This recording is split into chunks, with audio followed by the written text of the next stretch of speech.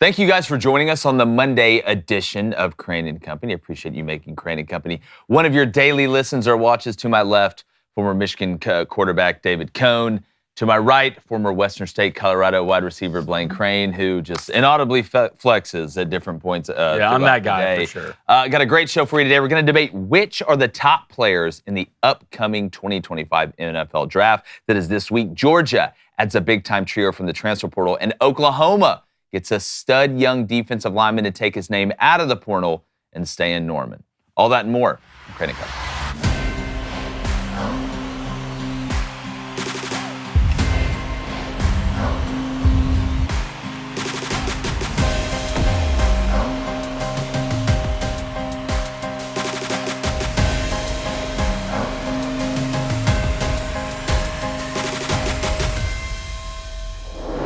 It's NFL Draft Week, and the hot takes and mock drafts will be flowing, which does nothing but just add to the fun and mystique of this time of year.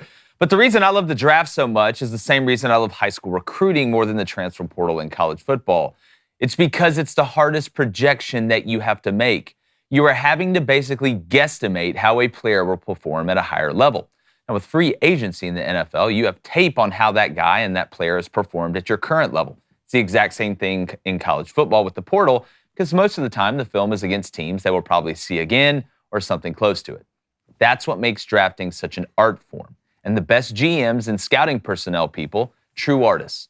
So let's sit back and enjoy arguing about what our canvas would look like if we were given the opportunity to draft. David Cone, former Michigan quarterback. Some are saying he was Bryce Underwood before Bryce Underwood. We'll see about that. NFL free agent. Current. I think we still got eligibility. Is this the Bears? No, it's not them. Look, they Is it the Bears? They may get Jalen Milroe. And I know you have a bunch of guys we want to kind of play, either or who we trust the most. But I just want to ask you, as a lover and connoisseur of the game of football, where does the draft rank to you? Like, how much do you get excited about the NFL draft? In terms of what? Just in obviously not as excited about the games, but do you enjoy the NFL draft? Like, is it fun for you, or is it kind of just whatever? Well, it's changed over time. Obviously, when a lot of these guys that I played with at Michigan were getting drafted, that was really cool. I mean, it was awesome to see Chad Henne get drafted by my favorite team of my childhood, the Miami Dolphins, and Jake Long that same year. Like, I'm friends with both of these guys. It was cool to see Brandon Graham, who was in my class, get drafted and who just retired after an awesome career. So that it's hard to replicate that, But I still get excited. To me, it's the perfect bridge between college football and pro football because we just watched these guys show out during their college careers, and now we get a chance to see where they're going to get drafted, which teams have needs. Ranking these different position groups and such is a lot of fun for me. Blaine, what's your favorite storylines for the draft? Is it the unheralded guys that get taken later from the small schools, like the one guy who's from William and Mary who looks like he's going to get drafted, or who made the biggest mistake? Yeah, it's always who made the biggest mistake. I'm always so interested in seeing who reaches in the first round. Mm-hmm. Who thinks they have that guy who's projected second round or late first round and he ends up going top 10? Maybe like a Jackson Dart, which we'll hit in a little bit later. All right, well, let's get into it. Coney, I'm excited about this. I like the draft. We'll update people who don't follow it that closely. I'll just rattle off the top 10 picks in this year's NFL draft, unless there's some movement that we see coming up. But obviously, our local Tennessee Titans have the first pick, then the Cleveland Browns, the Giants sitting at 3, New England Patriots at 4, Jacksonville Jaguars at 5, the Las Vegas Raiders this year at 6, New York Jets at 7, both New York teams in the top 10 there. They're not too happy about that. Carolina Panthers at 8 this year, down a couple spots from where they'd come accustomed to. Saints at 9, and then Chicago Bears at 10. So I want to put you guys to the test here, okay? I have some different scenarios. I have some different questions. I have some different names here. Guys, we were talking about who really showed out in college football. A lot of these names are in the top 10. A lot of these names are projected to go first round. Some of these are projected second or third round. It's scattered all over, but I want to start with which quarterback will have more career wins in the NFL when all is said and done. Will it be Shedeur Sanders from Colorado, or will it be Jackson Dart from Ole Miss? God, I knew you were going to start with a banger. So taking Cam Ward out of it, I'm going to go with the Jackson Dart. But I'm not a Colorado hater. If you've watched this show, I've given Prime and them the props when they need to get the props. I just feel like seems to be a chasm in between, even some people between Cam Ward and Shedeur Sanders, but even bigger in between Shedeur Sanders and Jackson Dart. I mean, you look at where Shedeur is projected, going off at 9th. to the Saints right now, at least one of the mocks that I've seen, and then Jackson's not he's pretty decently far behind him. I think Jackson will be able to go to a team that may not even need a starter right away, that could go to a team that is more well-built around him. Look, I love the Saints. If I had to pick an NFL team to root for, truly, it would probably be the Saints. But I feel like there's still so many problems, especially when you look on the defensive side where the Saints are getting older if Shedeur ends up going there. But I feel like Jackson could go into a situation where maybe he gets what we call the red shirt year in the NFL, or a year or two to sit behind a guy. Maybe it's an older quarterback, and then get his chance to go start. And as far as, and guys, I was a little bit down on Jackson Dart going in this draft compared to everybody else. But the more tape I watch on him, his running ability, I think, is a little bit underrated. But his nuance as a passer, and he gets the ball out decently quick. I worry about Shedeur trying to play the style that he played at Colorado with an offensive line that's going to struggle, which can lead to injuries and lack of success during the season. So I'm going to go Jackson Dart. Well, I think a lot of this obviously comes down to what situation you get drafted into. I think Shedeur is going to fall a little bit in the first round. I do. I think he's going to end up going probably to the Steelers. I believe that's like 21? Yeah, I believe that's the 20. That's where I'm seeing Jackson Dart, man. Well, I'm seeing Jackson, obviously there, but I'm seeing Jackson a little bit later in the first round going to the Cleveland Browns.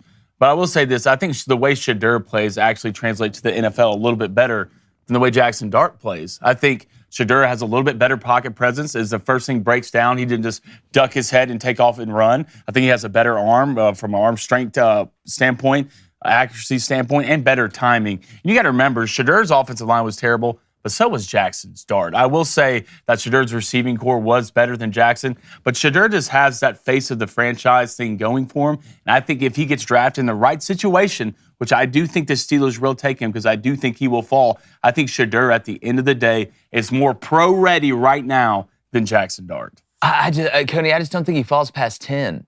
I don't think there's a way in which Shedeur falls past 10. And, I mean, I think Jackson, I'm more worried about Jackson the way he runs as opposed to his running ability compared to Shedeur. I think Jackson Dart's a better runner than Shedeur is overall.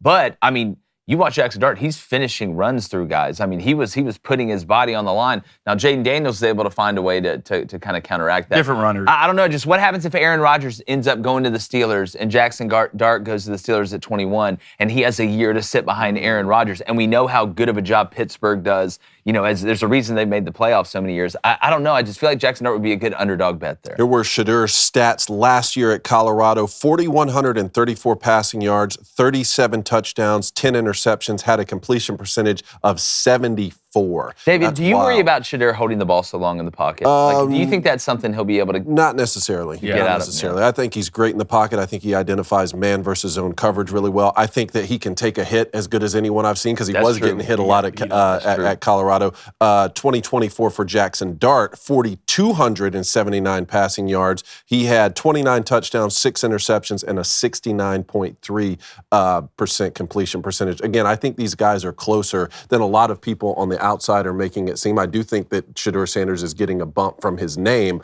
but I also think the flip side of that, people who think that we're only talking about Shedeur Sanders because he's Deion Sanders' son, didn't watch him play in college because he does some incredible things. Next one up, let's talk about Cam Ward. It's not a foregone conclusion that he's going to go to the Titans, even though I think that is the most likely landing spot. And even if he does, it's not a foregone conclusion that he's going to start right out of the gate. They still have Will Levis. We'll see what happens. But I do want to put you guys to the test here and say, if Cam Ward goes to the Titans, I want to compare him against some 2024 rookies who had really good campaigns. Will Cam Ward have more wins as a rookie than Caleb Williams had in 2024 for the Bears when he went first overall, and Caleb's record was 5-12?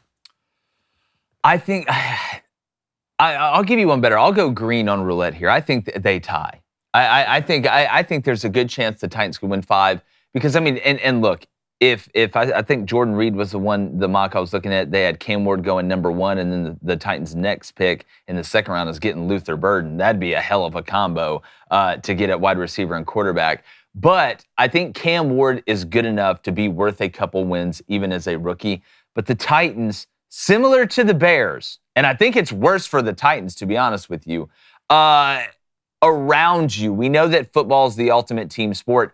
I just don't know whether we're looking at the offensive line, whether we're looking at the defense, whether we're looking at the roster as a whole. what the ceiling could be, or the ceiling being past 5 wins for the Titans, even with a guy like Cam Ward. What I think you would get out of it is watching Cam Ward play, seeing the spark that you want to see sometimes, watching him be worth a couple of wins, and that making Tennessee a more valuable place for free agents to want to go play for the future. So I'm going to say I think he ties it at 5. I think it's going to be exactly 5. More or fewer? I'm going to go with more here with Cam. What we know about the Bears is this. Last year they had a terrible offensive line, but I do think Cam's going to got drafted into a better situation when it comes to receivers.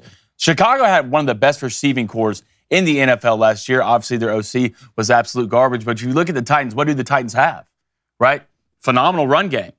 One of the best in the league. Offensive line was okay, but not terrible. Right? Defense, I think you were top 15 in defense. And right now with Cam, if you draft him there, I think Cam right now probably is equal or better than Caleb Williams. I do. I think Cam is a generational talent. I don't think that's a nuts thing to say. Yeah, I think from a pocket presence standpoint, I think he's one of the best, at least I've ever seen do it in college from a clock in your head standpoint. And look at the receivers. I mean, you still have Calvin Ridley. Pretty damn good. Treylon Burks, shout out them Hogs. You have Van Jefferson. And if they get Luther Burden in the second round, you go ahead and look at that offense from a roster standpoint and what the Bears had last year, especially up front with Cam Ward's talent. I am taking Cam Ward to maybe win 6 to 8 games this year. I think from an overall standpoint, from a roster on offense, they have a better offensive roster than the Bears did last year. Interesting. How about more touchdown passes or fewer touchdown passes than Jaden Daniels, who really broke out last year? He threw 25 TDs. It's funny because it's hard for me when we do these comparisons, because I'm like, all right, how much are you going to try and protect the rookie quarterback? Cliff in Washington was like, nah, here's the full menu, buddy. Mm-hmm. If we got to throw it 45 times, we'll throw it. The running style of Jaden and Cam is different, even though I think they're both effective. Jaden's just a different level of speed. I'm going to say that the Titans may lean a little bit more on that run game than what Washington and Cliff Kingsbury did. So I'm going to say less. But I think when you look at the quarterback rating and efficiency numbers, it may be pretty close, because that was the most impressive thing to me about Jaden Daniels. It wasn't like he was out there throwing 4 touchdowns and 3 picks a game. He was really efficient in what he did. He played through the offense. He didn't force a lot. That's the one nervous spot I have with Cam Ward. Yeah, me too. Like how much are you going to try and go out there and prove to everybody, hey, I am this generational talent, instead of doing what Jaden Daniels did and said, I'll take the check down, baby. Yeah. I'll take the slant. Give me the hitch. We'll nickel and dime our way down here, and then I'll rip your guts out once we get across. Well, I'd be surprised if Cam Ward, his first year, presses and tries to do too much. I don't think that fits Cam Ward's narrative and what he does. I think if Cam got drafted into what Washington and Jaden Daniels got drafted in, I think we could have that conversation from a passing touchdown standpoint. But the run game's so big in Tennessee, I just don't think he'll have enough opportunities to throw that many touchdowns. Well, I don't want to press. Maybe I set that up wrong. Not that he's out there like trying to do too much, but like playing how Cam Ward has always played from Washington State to Miami. He's going out, he thinks he can make every throw. And part of that I love, but the NFL has a way of kind of humbling that mindset. All right, last one on Cam Ward. Bo Nix last year was a pleasant surprise out there playing for Sean Payton. 66.3% completion percentage, higher or lower for Cam Ward?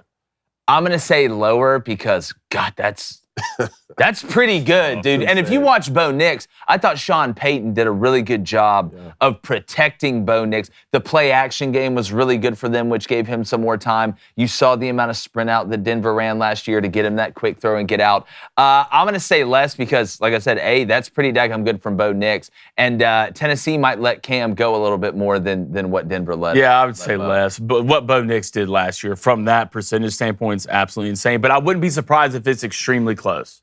Extremely close. Well, guys, I'll give you some math. How about 10%?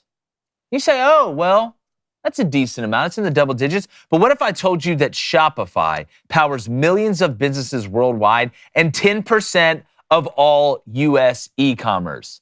That's a lot. That is a huge number.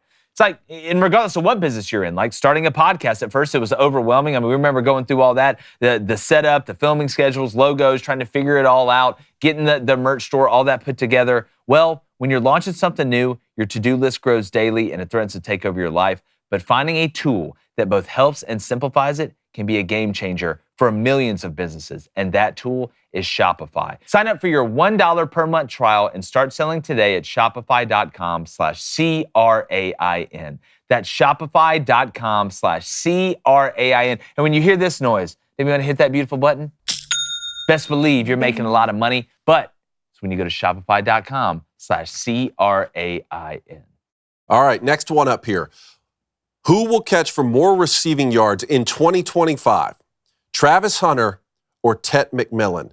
And obviously, into this comparison, it is baked in that we don't know 100% if Travis Hunter is going to play defense primarily or play both ways. But Tet McMillan out of Arizona or Travis Hunter out of Colorado, more receiving yards. Yeah, you go first on this one, Blaine. I want to hear what you think, because I would say McMillan's a dog. Yeah, absolutely. Buddy. I would say Tet McMillan because we don't know what Travis is going to do. At the end of the day, it's all about what? It's about reps. It's about volume. It's about opportunity. And you would think Tet McMillan, who's a wide receiver one, is going to have obviously more opportunities. But man, there's something deep inside of me that knows if Travis Hunter plays receiver, and he plays receiver most of the time, from a yards after contact standpoint, from a skating on people, breaking 2 tackles standpoint, Travis Hunter can rack up those yards, but still, in the heart of hearts, I will always lean on to volume and opportunities. And you would think Tet McMillan would have more opportunities to catch passes if Travis Hunter is playing both ways. But before I give you my take, I want to read you this quote, because we talked about Travis Hunter debating on should he play one, either, or both. And I swear Andrew Berry watched our episode and has basically quoted Blaine word for word. If Travis Hunter goes to the Browns, Browns general manager Andrew Berry said at the Combine that they view Hunter as a receiver primarily first. But Andrew Berry said, I would personally start him on defense full-time and build in an offense package of 15 to 20 plays. That's Jordan Reed quoting off of what Andrew Berry said. I'm going to use the math problem here. I'm a math guy. Tet McMillan, full-time wide receiver. All right, so you're going to get more opportunities, I think, to catch the ball than what Travis Hunter would. Even if Travis Hunter had a package, like Jordan Reed was saying, off those comments from Andrew Berry, the general manager of the Browns. So I'm going to go McMillan has more, but I am just still so fascinated to see the primary side of the ball that Travis Hunter plays. If he does have a primary side cone, I know you brought the possibility of him playing both, and I don't think that's out of the realm of possibility, but I'm going to go McMillan, and I'm going to say this right now. He may go high in the draft, but I think there's a lot of people that don't really know who this guy is, especially because Arizona struggled last year. He is huge. The freak. He can run, he can change direction, he can get the ball at his highest point, and he has some of the strongest hands, I think, in this whole class. I would not be shocked at all if this guy turns into a superstar the next year. Here's some math and some numbers for you. First off, he's 6'5". Last year at Arizona, 1,319 receiving yards, 8 touchdowns. In 2023, 1,402 receiving yards with 10 touchdowns. And then Travis last year at Colorado, 1,258 receiving yards, 15 touchdowns. And he had another 721 with another 5 touchdowns in 2023. And that was when he missed a lot of time that year. And obviously this was with playing both sides of the football the entire year. And he won the Heisman Trophy. All right, next one. Let me ask you this. Who do you think is going to have more touchdowns? More touchdowns? Travis Hunter or McMillan? Because if we talk about Travis being in the red zone, are you counting pick sixes? No, I'm not counting pick sixes. I'm running or catching touchdowns, because I'm sure Travis. You got to count defense, because he could score on defense. It's got to be overall. Okay, that's fine. We can do that. Put the pick sixes in there. Who has more touchdowns? I'm still going to go McMillan. Yeah, for the math problem. Yeah, because of the math. And also in that math, you have to say if he's going to play both sides of the ball in any capacity, even if it's 10 or 15 extra offensive snaps plus a full defensive game, then are you going to play as many seasons? We talked about That's this. What we're saying. Like if you're doing both, it's 6 seasons worth 12 from the money standpoint. That's again why this conversation. It's the Shohei problem. Yeah, exactly. Absolutely, it's a great problem. What a high class problem. All right, next one up. Let's talk defense here. Who has more career sacks in the NFL? Abdul Carter from Penn State or Mason Graham from Michigan? I'm going to go Abdul Carter from Penn State. And this is not a knock on Mason at all. That dude is the freak of all freaks.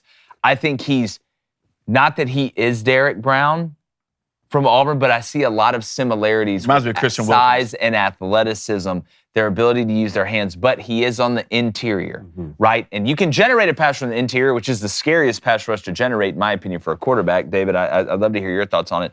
But I think the versatility of what you can do with Abdul Carter will lead to more sacks. You can put his hand down on the edge. You can stand him up on the edge. He's a hybrid guy you could put at linebacker and bring from depth on blitzes. He's a hybrid guy you could put at linebacker, walk him up, and run your stunts. And then his ability, even if you have him spying guys, to be able to insert late, if he's green dogging a running back or something like that, and the running back stays in for protection, he can go fire that bullet.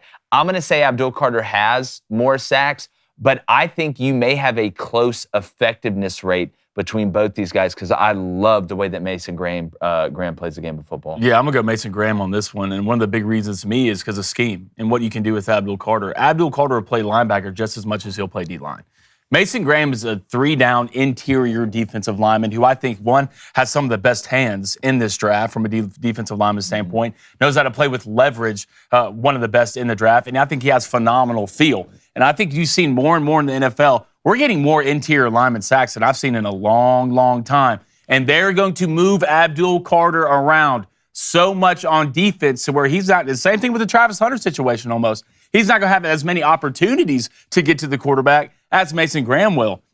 So give me Mason Graham on the field, all 3 plays, getting pressure inside. I think this guy, I know he's a top 10 pick right now from a mock standpoint, but I don't think he's getting talked about enough. David, you watched him as much as anybody playing at Michigan. I have two questions for you. One, do you think he's the type of player where if they wanted to do some sort of 3-down, could they bump him out to the 5 and put him on the outside shoulder of the tackle and let him actually pass rush as a defensive end? I think he's that flexible. I don't think you'll see it a lot, but he does remind me of the other 55 at Michigan that I played with, Brandon Graham, who has that sort of versatility where we didn't know if sometimes they're bumping Brandon Graham down to the interior. Sometimes he's putting his hand in the ground and he is a defensive end. He reminds me of that because he's single-handed. Well, you say single-handedly. He was the primary force to win huge ball games. I saw Brandon Graham do that when I was there, and I just saw Mason Graham do that against the Buckeyes with a team that could barely throw for 60 passing yards. And I think he can do this, but my last question to you about Mason is he a guy that if it's 3rd and 12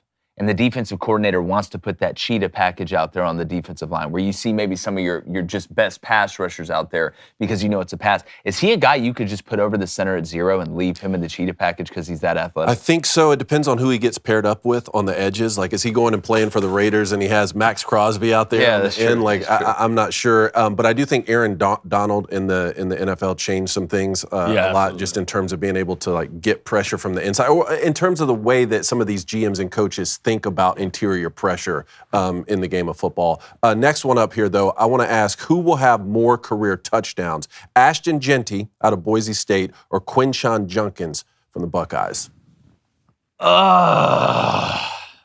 Okay. I've got to go Jeanty. I know that he may end up going to the Raiders, and the Raiders have a lot of questions, and the mock I saw had Judkins going to the Cowboys. They got a lot of questions too, though. Yeah, it's not like the Cowboys are in, a lot of their stud offensive linemen are getting older and they're having to move on from. But Jeanty, to me, is, we talk about the chasm between, some people think Cam Ward and Shadur Sanders, or Cam Ward, Shadur Sanders, and every other quarterback. I think the chasm or the gap in between Ashton Jeanty and really every other running back especially. But I'll go as far as to say skill player. You could throw Travis Hunter in there from an ability standpoint. I feel like maybe nobody is more NFL ready right now at a skill position than Ashton Jeanty. And it's not just because of his tackle breaking ability. It's not just because of his vision as a runner, his nuance as a runner, his ability to see multiple levels in front of him at the same time and adjust accordingly. It's his pass pros pretty good. If you go back and watch the tape, how many times did Ashton Jeanty bust an assignment about who he was supposed to have? He's not afraid to go stick his face in there, and I'm really excited to see him grow as a pass catcher as well. That was one of the things with Bijan Robinson last year that I was so excited about, because you could put Bijan Robinson out at the slot and go empty and be fine and watch him run routes. Now, can Jeanty do that as well as Bijan can? I don't know. Their body style is a little bit different. But I think Ashton is as pro-ready as any running back, especially, but offensive skill player. I'm going to go Ashton Genty. I just think he's an absolute monster. And the cat don't get hurt. I'm not trying to jinx him, but, I mean, the guy knock on something. Toted the mail consistently last year and showed up every single time. Well, I think we obviously can sit here and say Ashton Genty is a better running back than Quinshon Judkins. But I will say this. The vulture is a real thing. Shout out Brooklyn 99. If you play fantasy, you know what a vulture is. Quinshon Judkins has vulture written. You talking about like get close to the goal line, then he goes in? Ashton Genty will have 9 runs on a drive, get you all the way down to the 12-yard line, and guess who pops in now? Quinshon Judkins to come in to catch a swing pass and run it in the end zone, a fantasy manager's nightmare. But I don't think Quinshon's a starting running back in the NFL. Isn't he just like a less explosive version of Ashton? Because if you look at the way they're built, well, I think Travion Henderson's better than Quinshon Judkins. I agree with from an NFL standpoint. But I do see this, and you said career, correct? Mm-hmm. You said career. I could see Quinshon Judkins having a good career in the NFL as not a starting running back, but popping in right when we get in that red zone, baby, and going to score touchdowns while Ashton Genty carried you the entire way. Yeah. All right. Next one up here. Let's do another Penn State-Michigan comparison with Tyler Warren and Colston Loveland. Outside of what Travis Hunter did playing both sides of the football, Tyler Warren was the most versatile player in college football last year, and really one of the most versatile players I've seen in a long time. Not just a traditional tight end. He was lining up at center and catching trick play touchdowns, for God's sakes. Colston Loveland, more of a traditional tight end, but heavy in the pass game, a lot like Brock Bowers, right? Like, not that he can't block, but he's going to catch a lot of balls. So what I want to ask is, in 2025, this year, rookie year coming up, Brock Bowers just broke the record basically in his rookie year. So I'm not going to compare him to those to what Brock did, but these two guys specifically, who will catch more passes in their rookie year in 2025, Tyler Warren or Colston Loveland? I'm going to go with Tyler Warren. Outside of Travis Hunter, I think, to me, he is the most versatile prospect that we may have in this draft. Not that he's going to go play defensive end for half of the game in the NFL. I'm not saying that. But we talk about the ability to move these running backs out to catch passes. I think when you look at the combination of blocking ability, route running ability, being able to put a guy in all different parts of a formation. I mean, hell, you could line him up at Z or X on the outside and throw him a jump ball in the red zone and be effective. I think Tyler Warren will be and it's funny because the way Colston kind of plays the game, I can see a little bit of the Travis Kelce comparisons with his athleticism, but I want to see Tyler Warren take on the role where they put him at fullback too and offset him, right? And run that arrow route and run that play action stuff. I'm going to go Tyler Warren. I think this guy is going to end up being one of the best players that come out of this draft. And we talk about the physicality and availability, right? The best ability is availability, and Tyler Warren took a lot of hits. You talk about a guy that'll take you 9 plays on a drive and somebody else will steal the touchdown. We saw that a lot with Penn State, but I'm going to go Tyler Warren here. Yeah, I'm going Colston Loveland on this because I think Colston's a better route runner. I think he fits better in the passing game than Tyler Warren. I think Tyler Warren obviously is a versatile guy, but from just an absolute NFL tight end standpoint, this kid's got Travis Kelce written all over him. You better remember what Michigan was last year, all right? They were beat up at receiver. This guy was their number 1 target when it came to passing. And if you watched him play, pretty good blocker. I wouldn't say he's phenomenal. Obviously, Tyler Warren's better. But you know exactly what you're going to get with him. From a route running standpoint, better than Tyler Warren. From a catching standpoint, I think he's better than Tyler Warren. I think he's going to fit better in the NFL system than Tyler Warren will. Because, I don't think you're going to surprise a lot of people this year in the NFL if you line up Tyler Warren at quarterback or if you line him up at receiver or whatever it is. Tyler Warren's going to have a lot more eyes on him than Colston Loveland will. That's why I think Colston will have that door open to walk in from a catching standpoint. Well, is Colston a good enough blocker to be able to kill some of the tendencies when he's in the game? Because if you're a huge liability, right, especially in line or attached or on the hip in the line of scrimmage to block, even going backside and sealing on split zone or whatever, you're not going to be out there to play enough to where defense is like, hey, Colston Loveland's in the game, it's a pass. That's what I'm worried about. I think with Tyler Warren, you put him out there and you can't say, well, this guy struggles blocking. right? So, we know it's a pass. Unless you're just such a great route runner and receiver that you're almost playing more receiver. This was the Jimmy Graham problem back in the day. And Jimmy Graham was like, I want to be paid like a receiver, and you're going to be lining me up like a receiver. It's a good point. And these days with offenses, everything is so dynamic and there's so much movement and pre-snap eye candy that there's just different ways to scheme guys open, even if you're not a traditional, like, hand in the ground blocker. Who does Tyler Warren, who's a comp for Tyler Warren, you guys think? I was wondering. I don't think it's Megatron. It's Travis Kelce. I think Loveland's more like Kelce. I think Blaine's more than that. I was trying to think of a comp for Tyler Warren.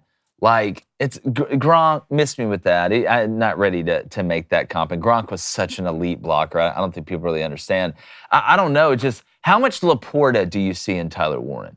Like, for the Lions? To be honest with you, I think the closest comp right now in the NFL, I would probably say George Kittle. Yeah, I was going to say Kittle. I would probably say no, that's actually exactly right. I think Kittle is a better comp than Laporta. I agree with you 100%. And the long hair helps too. Absolutely. All right, next one up here. More interceptions over their first 3 years in the NFL. Will Johnson from Michigan, Jahdae Barron from Texas, or let's throw Travis Hunter in there too, not knowing if he's going to play primarily defense or some defense or no defense.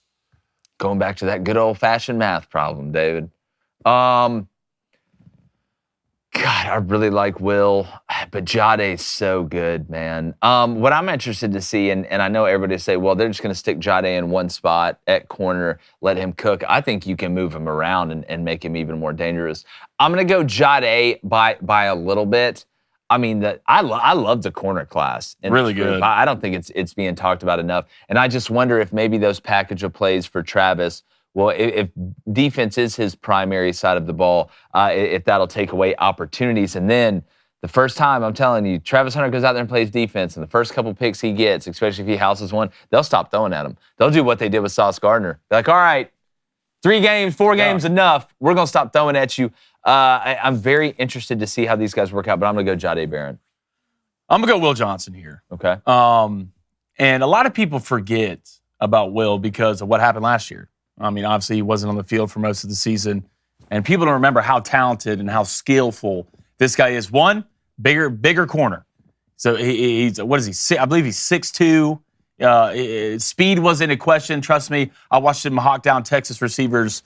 Speed's not really a question. You look at NFL these days, speed's not everything when it comes to playing defensive back. I think from a field standpoint and playing the ball in the air standpoint, I think Will Johnson, hands down, is the best. Other than Travis, I think we say that is the best from that standpoint in this draft. He'll come up, he'll make tackles, and I think a lot of it's going to be what system he gets drafted into, because I think he's better than zone than he is in man. If he goes to a team that runs more zone, I think that lets him from a scheme standpoint and a field standpoint be able to bait quarterbacks better. I think, look, Barron's an absolute dog. I watched him play the entire year. But don't forget who Will was, because when he was playing, there was no question that he was the best corner. You just got to watch out for them double moves. They're coming, buddy, when they turn that tape on. Because Will, in zone, he'll jump it. Look. And I respect it. Look, you're going to jump it. You got to risk it to get the biscuit. You going to jump it, you better get it. Will 6'2", 202. Oh, that's a good. Pour it all over me. That's a good looking thing on the menu. Let's do a full Georgia edition here. More likely to make the NFL Hall of Fame, Jalen Walker from Georgia or Malachi Starks from Georgia? I'm going to go Malachi Starks. I think Malachi's a freak. Jalen is too. I saw somebody question Jalen Walker's athleticism. Okay, I watched him play in the SEC. He's plenty athletic enough. But Malachi Starks, just, you talk about a guy that knows where to be. And it's not just on athletic ability. It's not just size, strength, and quickness, and he has all of it. But I think his football IQ is off the charts. Look how many snaps he played. How many high-level snaps this guy played at a place like Georgia. He came in as a young guy and was playing in a very important spot and played a lot of high-level snaps. I think his IQ is off the charts. I think he's going to end up being one of those leaders on a defense very, very quickly, where you can point out a guy and say, hey, I think he has a chance to be one of the captains eventually. I'm going to go Malachi Starks. I cannot wait to watch this guy in the NFL. I think he's going to have a Kyle Hamilton-ish impact early. early, like Cal did with the Ravens. God, Different this is type so players. Tough. What a product. God, I guess Georgia's just still being Georgia at the end of the day. Oh, believe me, we'll get to who they got in the transfer. Yeah, I'm gonna go with Jalen Walker here. I think Jalen, one, is going to be one of the biggest steal in the draft. I think right now he's projected a day 2 pick, and if you can get him in day 2, one of the best picks in the draft. One, I think he's better at edge than he is at linebacker. I agree with you. I really do. I think from a speed standpoint, from a leverage standpoint, from an IQ and hand standpoint, he's one of the best in the draft. And the way he carried himself and the way he led that defense at Georgia, trust me, you have to be some type of guy if you're going to be a leader on Georgia's defense. And Malachi played great last year, but I don't think that was Malachi's best year last year. I saw some things that were somewhat frustrating, especially in the back end on blowing coverage, but Jalen just got better. Game in, game out, game in, game out. And trust me, the last thing I will never bet against is a Georgia defensive lineman. Trust me, I just watched the Eagles win the Super Bowl. And why did they win it? Because they had a bunch of Georgia boys running up front. So give me Jalen to make the Hall of Fame. Yeah, so congrats to the Eagles on drafting Jalen Walker. Yeah, exactly. But they might find a way to get both of them, to be honest. Yeah, I wouldn't Probably would. Smart move. All right, more career touchdowns. Trey Harris out of Ole Miss or Luther Burden III out of Missouri? I love Luther Burden, man. I look at these mocks and I see that going 35th overall, which is shocking to me. We say, oh, it's not all about athleticism. Well, when you got a guy that can move like this, it is a little bit different. I mean, at the end of the day, it's tough to tackle what you can't catch. And I think the rules in the NFL are going to be way more conducive to Luther Burden not being able to touch a guy after 5 yards down the field as a DB. I think you can play him outside. I think you can play him inside. I think you can give him the jet sweep. I think he can return kicks. Like, we watched him at Missouri. Like, he caught the punt. You better, KD bar the door. Like Trey Harris, the injury stuff worries me with Trey Harris a little bit. I'm going to go Luther Burden because, he's just a freak. I want to see him and Cam Ward in Tennessee. I'll go to a Titans game if that's the case. I'm going to agree with you on this one. I'm going Luther Burden. Couple things. One, Trey Harris, when was the last time Trey Harris wasn't banged up? Yeah. Right? And trust me, when you go to the NFL, it's not going to get easier. And I think just from an explosive standpoint, Luther Burden's one of the most explosive guys in this draft. He's Mr. Do-It-All. A lot of people like to call Tyler Warren Mr. Do-It-All. If you watch Missouri last year, Luther Burden was the guy, especially that watch, can do 15 different things on a James Bond movie. I think Luther, if he's drafted in the right situation with a quarterback who's not terrible, but somewhat in the top 10, maybe top 12, Luther Burden could surprise a lot of people because a lot of people didn't watch Missouri play football last year. I think Luther Burden not only can run past you on the 9 route and you just out-throw everybody, but he's one of the few guys that you can throw a bubble screen to, and he's faster than everybody on the field. Well, he has a deep bag when it comes to this route running in general. I think he he has has a deeper bag than Trey Harris. There's some guys that can't outrun an NFL defense, like unless they have a really good angle or they beat somebody down the field. You could give Luther Burden a speed sweep, and he could outrun everybody on most defenses in the league. And that is he's got Olympic speed to me. 2 more here. Who will have more catches in 2025? Contributing more here as a rookie. Xavier Restrepo out of Miami, Matthew Golden out of Texas, or Emeka Mbuka out of Ohio State? Give me Restrepo. God, that's who I was going to go with. Give me Restrepo. Okay, if he runs 5.1. Yeah, that doesn't matter. Ask Wes Welker how much the 40 matters. Ask Julian Edelman how much the 40 matters. There's something about white slot receivers that I believe in. I really do. Well, he's kind of. Well, let's. Isn't he Cuban? I don't know. Shit, y'all tell me. At the end of the day, I don't know his ancestry. I haven't looked at the website yet and really found out who's related to back 300 years ago. But I know Xavier Restrepo, one, doesn't have elite speed. I know that. But to get 10 yards quick, that guy can do it. Yeah. Trust me. You want that of a slot receiver. I think he has phenomenal feel from a receiver standpoint, whether it's man or zone, whether to keep a drag going or sit it down just if it's zone coverage. And I think he played with a guy like who? Cam Ward. So he knows how to connect with guys at elite levels. And trust me, if he gets drafted into something with an elite quarterback, that connection is like Avatar when they put the things together when they get on the dragons, right? It's an immediate connection, and Restrepo just has that. He has NFL written all over him. And probably not a lot of touchdowns, but I guarantee you he'll have 10 to 15 looks a game is this just in between those hashes. This is a Puka Nacua exactly, right? I think they're different type players, but I like where you're going here. But see, to your point, I don't think it's just. I think Xavier Restrepo is the type player where if you go put him with some like veteran quarterback that has a bunch of success. Like Blaine said, they'll avatar it up, buddy. Click it together and it'll all make sense. But I think he's probably a guy that you wouldn't mind putting around a young quarterback as well, because with the option routes, and again, we go to football IQ. If you watch Xavier Restrepo's route running ability, especially within like the dig to line of scrimmage range from 10 to 12 yards, it's really good. You bring up a point, he may not have that many touchdowns. I think he may, once you get inside the 10-yard line, be one of the biggest weapons that you could have scoring touchdowns.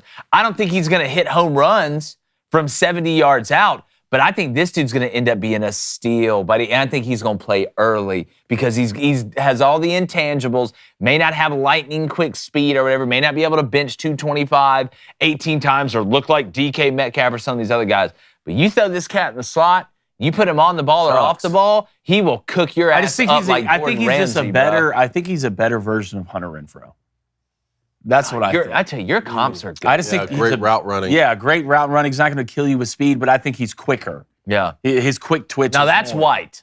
Yes, absolutely. That's 100% absolutely. White. Absolutely. All right, last one up here. Which back will play more NFL seasons? Cam Scatterbo out of Arizona State or Dylan Sampson out of Tennessee? NFL seasons. I'm going to say Dylan Sampson because, man, I love me some Scatterbo. He's strong. He's tough. I've seen people be like, hey, he reminds me of Mike Allstott. Brother, I don't know if you've seen how big Mike Allstott was, but that's kind of a different... Cam Scatterbo, I don't think he can run the way that he ran in college in the NFL and not be dyslexic or his brain turned to applesauce within the first 3 years. Because I think you could get away with that, like, in college to a certain extent. There were some times where he didn't. But if you think you're about to go out here against these cats and just put your head down and run over guys and drag guys, there's very few guys I can see do it. Derrick Henry's one of them. Look at the size comparison. You ain't Derrick Henry. So I hope he does. I hope I'm wrong. It's a great story. It's an awesome story, right? It's like Little Red Riding Hood. But we all know what happened to her when she messed around with the big bad wolf at the end of the day. So I'm going to go Dylan Sampson, who's not a big guy, but he don't run like he's Mike Allstott. I tell you one business I'm never going to get in, and that's the business of betting against Cam Scatterbo. Yes, I sir. promise you that. I watch Isaiah Pacheco, who's 4'8", 140 pounds, try to run over somebody every single time he gets the ball. This dude's basically the Thing from the Fantastic Four. He's a huge-ass rock who's impossible to hurt. I refuse. This guy, first of all, he's got Chiefs written all over him. Oh, for sure. All over him. He's not going to change the way he runs. In the same backfield. Yeah, he's not going to change the way he runs. And I think no matter what he does, it's impossible to hurt this guy. It's impossible to hurt this guy. You could send SWAT to his house, and somehow he'd end up averaging 7 yards against SWAT coming out. I'm just telling you, Cam Scatterbo right now, one, he's such a downhill runner, we know that, but he's agile too. He has a great jump cut, he has great feel, and trust me, he knows when and how not to get tackled, right? We go back to the Jay Daniels conversation. If he wants to run somebody over, Cam's got to run somebody over. But if he needs to get out of the way of something, I think he can do that. But I will not get in the business of betting against Cam Scatterbo. I think he's going to have a luxurious NFL career. A luxurious? Yes. Luxurious, excuse me. Luxurious. No, I think that may be a word too. You should have just gone with it. Yeah. We'll look it up. Yeah, thank you. What about your website? Again, I don't want people to think I'm not rooting against Cam Scatterbo. I love me Cam Scatterbo. When I look at Cam Scatterbo, you know what I see?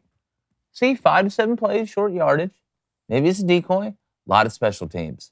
I don't see that. A lot of PT on punts. We need this. I watched this dude almost beat Texas by himself. Put him at L3 or R. Well, now on kickoff. I mean, hell, it's so dear. I don't even know what they call him now on kickoff. You want to run into the brick wall. All right. I mean, just name another guy Pacheco. He runs hard. Tell me Pacheco. Pacheco runs hard, but he's not trying to run everybody over. He's trying to just run through the ground. He's trying to run everybody over every play. Isaiah Pacheco, if you watch him run, it looks like somebody is chasing him. And he was injured last year, right? For a lot of the years. Yeah. Yeah, true. But you know who's tougher than Isaiah Pacheco? That guy.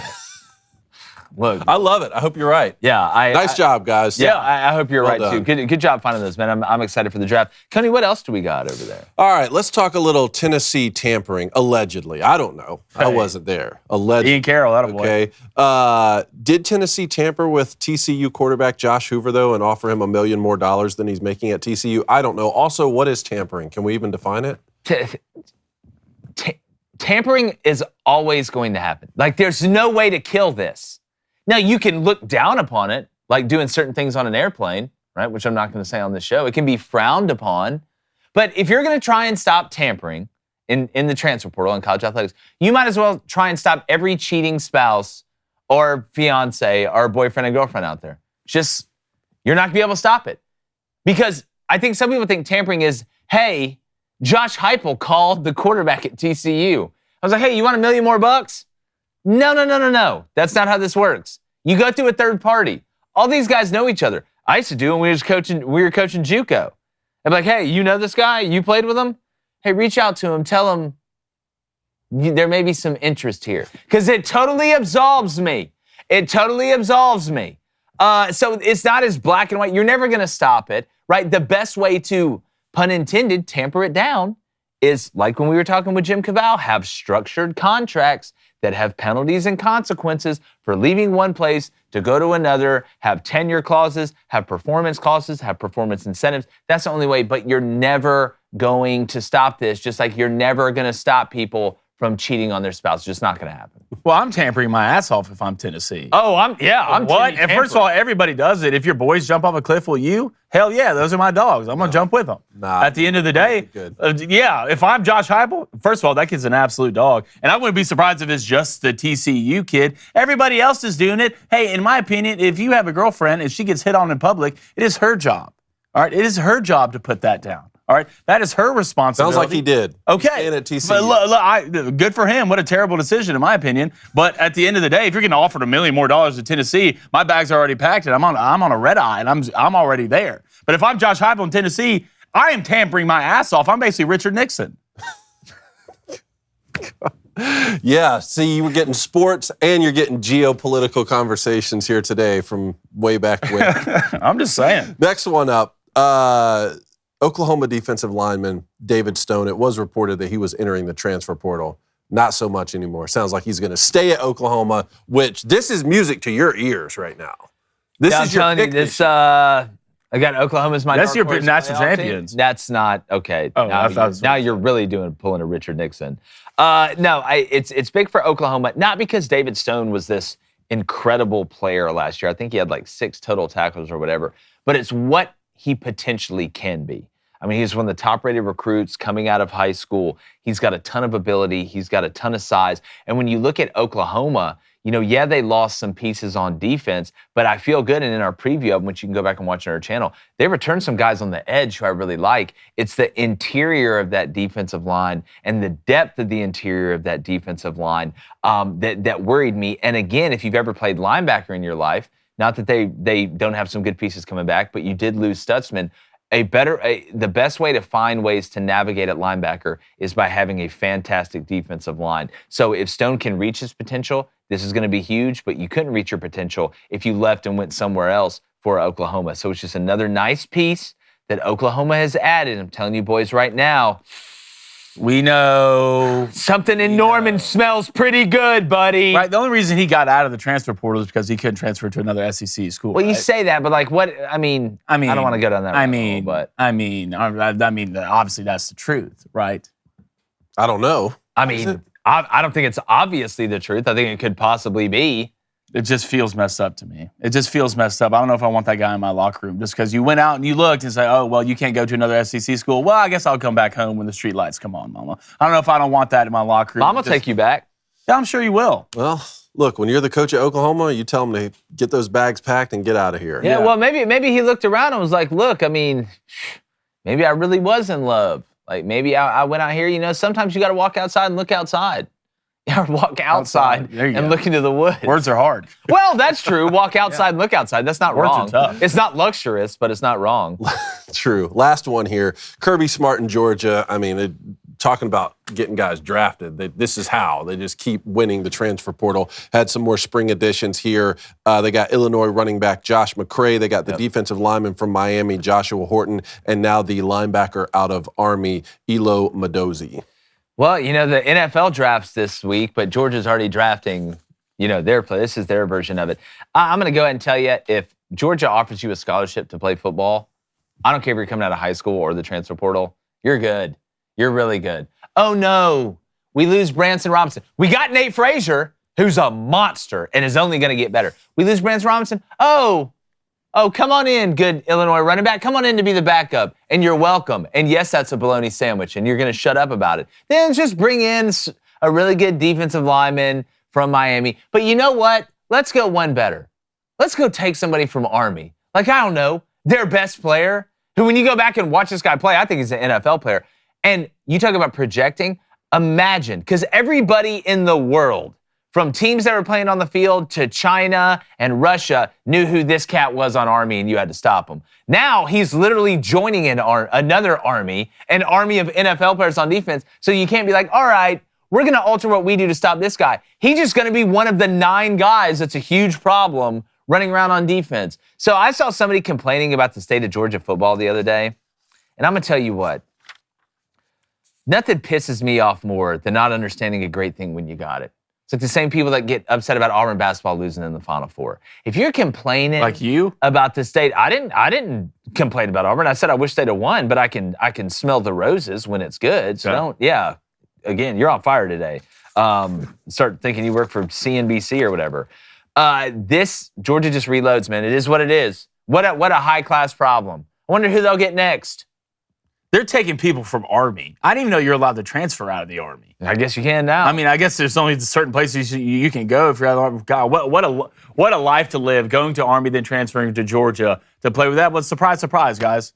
Georgia's going to be a fantastic football team next year. Just absolutely. It's getting to the point, and I know Nick Saban's on another level and just one of the greatest college football coach of all time, especially from a national championship standpoint. But what Kirby is doing is the closest thing you can get to Saban from bringing in a talent standpoint year in and year out, because it's so much harder now to bring in talent, especially 1 and 2 deep on the depth chart, than it was back in the Nick Saban days. Just what Kirby, he's basically Thanos. Yeah, I understand that, but Thanos didn't have all his little soldiers out there getting in trouble all the time around, the universe with the galactic cops. Mm-hmm. That's the part of this I can't understand. You're so disciplined on the field. You're so structurally tight as an organization. Like, all the I's are dotted. All the T's are crossed, right? Even the janitors don't mess up, except one area where I know Kirby's tried to put the fear of God in them, and it didn't even have to be Kirby. People died because of the shenanigans going off the field. Yet we still see it. It's just crazy to me. What's more surprising? It's not just criminal activity writ large where everybody's doing some different thing. That's kind of the reports out of Florida a lot of times under Urban Meyer. These guys were always getting in trouble in different ways. It's one specific thing. It's always driving and reckless. It's nuts. That speaks to like a culture there within the team and the community too. It's just, it blows my mind every single time that it happens. Got to get it fixed. Because you guys know, you talk about being scared of a coach. Kirby's kind of old school in that way of, I want you to respect me through a decent amount of fear. It isn't like, hey, buddy, hey, you want to go to this 2 Chainz concert later, and then we can talk about what we're going to do at practice? That's not how it works. If we do want numbers on this, since January 2023, when it comes to Georgia football, there's been 32 incidents involving players or support staff charged with speeding, reckless driving, or racing, and 22 players cited for speeding, racing, reckless driving, or DUI over a 22-month span. Wow. That's a culture. That's a cultural problem. It 100% is, which you would think it'd be harder to keep guys disciplined on the field when 11 human beings have to all do the right thing at the same time. Then, hey, stop racing each other in the street. Like, this isn't Tokyo Drift, man. Like, it just absolutely blows my mind. But we appreciate you guys joining us. We got a great show on Locker Room Talk tomorrow with our friend Tom Lugabill. Let us know in the comments. Right? Do you agree with who we picked to catch the most touchdowns, or with Travis Hunter or those situations? We want to hear from you guys. Thanks so much. Hit that subscribe button, hit that like button, turn that notification bell on, and like the chances of us not being super jacked and tan about this year's NFL draft, we're going, gone.